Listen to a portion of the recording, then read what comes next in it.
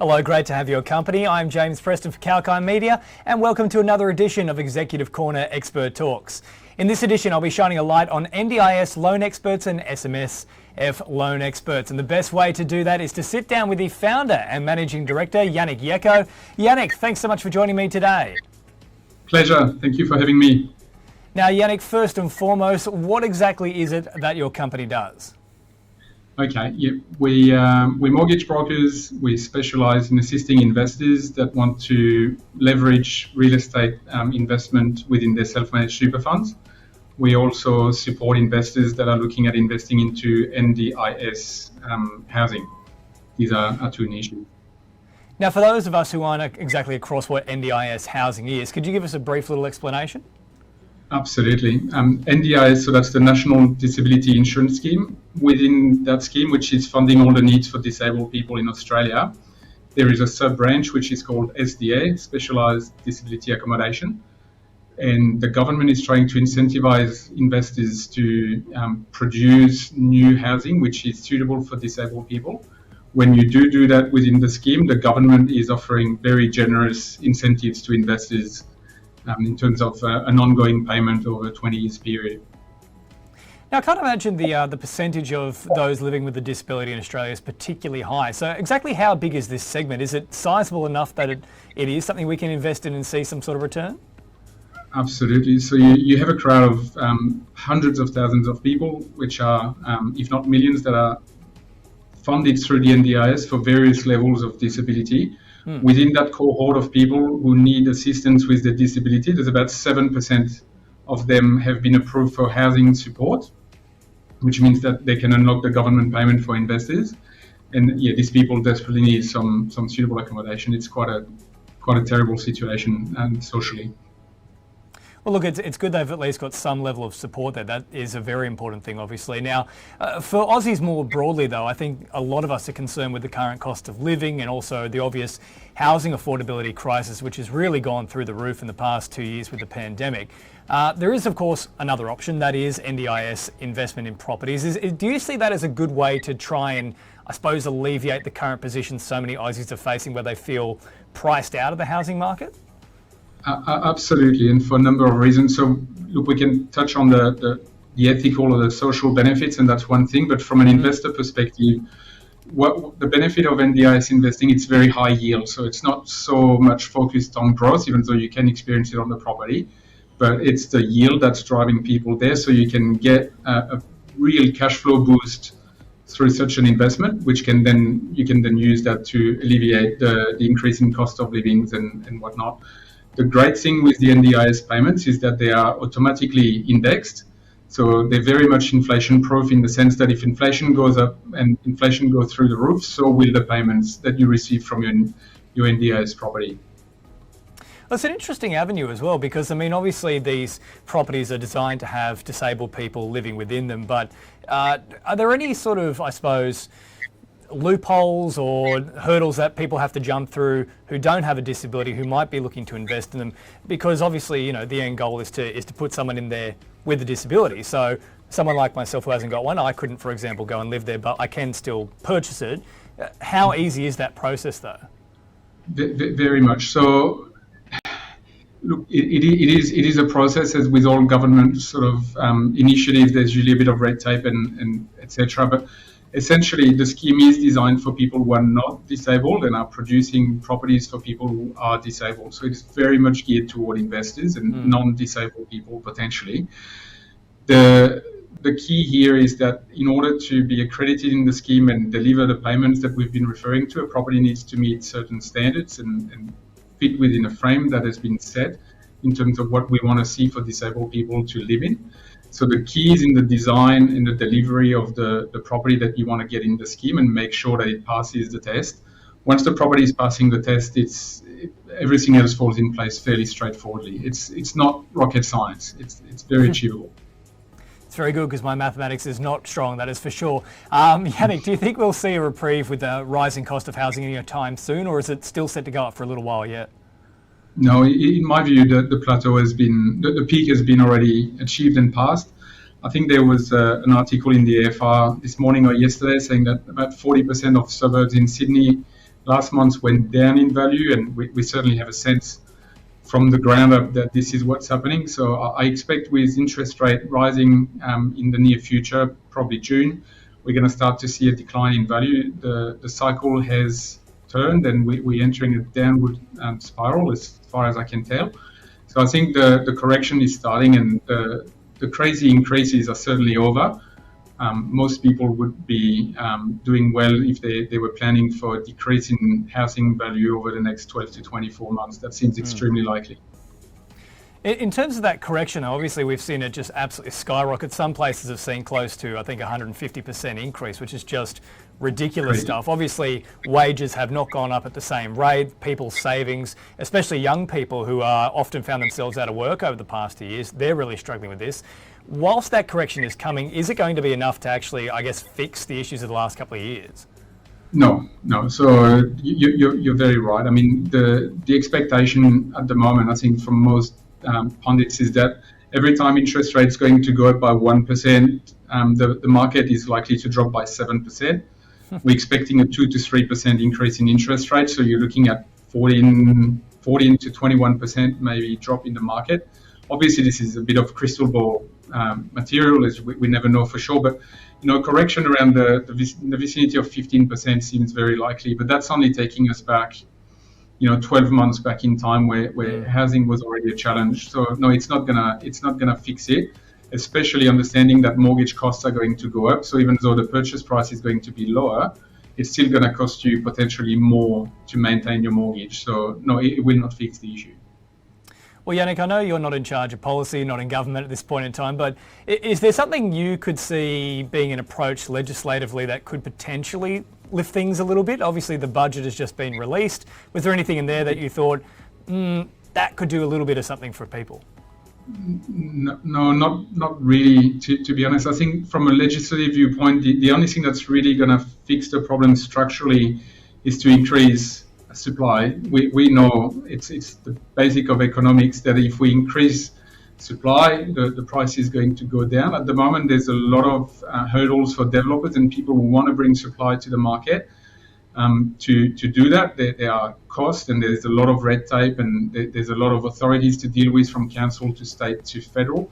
So I think if there was anything that could be done to really alleviate what's going on here, that would be to increase supply, to streamline the approval process for the whole industry that's trying to bring supply to the market, and allow them to work more efficiently and faster to bring supply to the market. I think this is the only long-term sustainable answer to the pressure on the cost of living.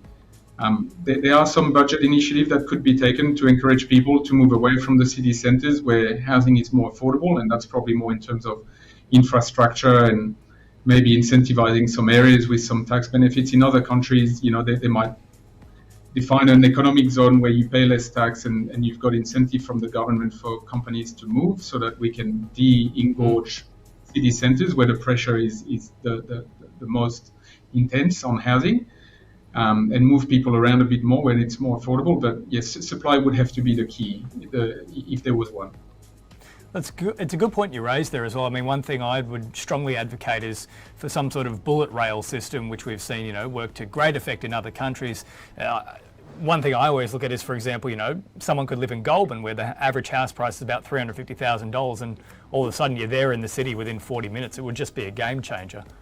Absolutely. I think this and tax incentive for companies and people to move would work a trade. It's certainly worked overseas, and they've got different names, special economic zone, whatever the case is, but they're essentially insular pockets where the rules are slightly different for businesses and individuals to incentivize them to move. It might be a 3-5 years, whatever time frame incentive. Once people are there, once businesses are there, they're unlikely to move back. So that, along some infrastructure like the one that you mentioned, I think could have a real impact. But I haven't heard anything like that in the pipeline quite yet.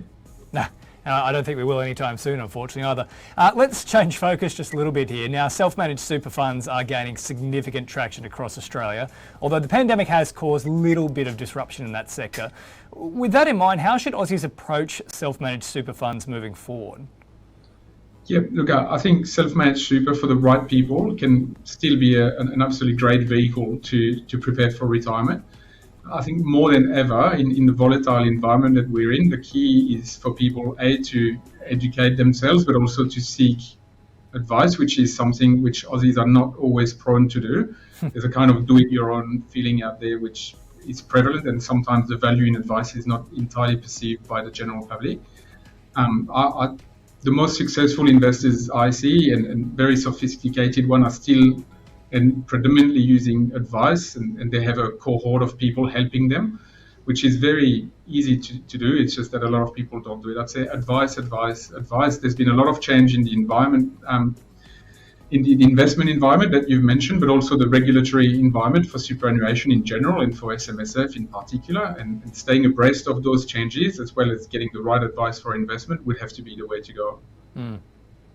Well, look, security and protection of self-managed super funds are also a very critical issue, especially with the event of big data and just some of the things that we've seen over the past couple of years, whether it be vaccine applications, things like that. People seem to be a lot more concerned about making sure data is private. So how would you say would be the best way that self-managed super fund assets are basically secured in the most favourable conditions to prevent any leaks, prevent any data spillage?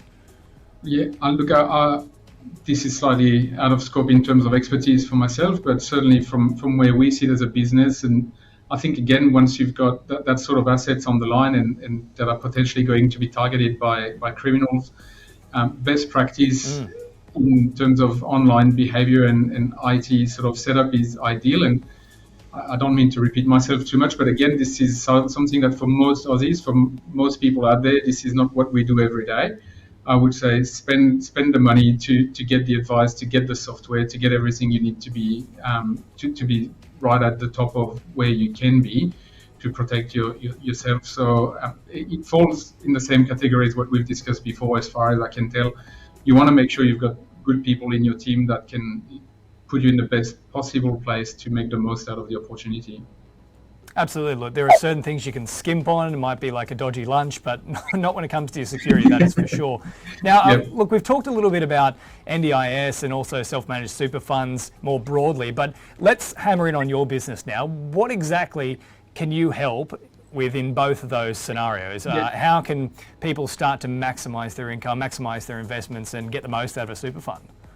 Yeah, that's a very good question. Look, what we do and our income producing activities, mortgage broking, and we organize the specialized loans that go with both of those niches, that is NDIS and SMSF, and that's what we do primarily. However, what we find ourselves doing a lot, which is a secondary type service or activity, and it's not something we make money from, but it's very helpful for investors, is that we coordinate. So people will come to us and say, hey, I've heard of you. I want to invest in NDIS. How do I do it? And what we can help investors do is we let them leverage our networks. Over the years, we've built a network of people who are very good at the different bits and pieces that are involved in being successful, either in NDIS or SMSF. And we help coordinate the effort. So we say, well, the person you need to speak to in terms of setting your self-managed super fund up or running it is this person you should talk to. If you're looking for an NDIS builder who understands the space and going to get your property accredited, we don't do that.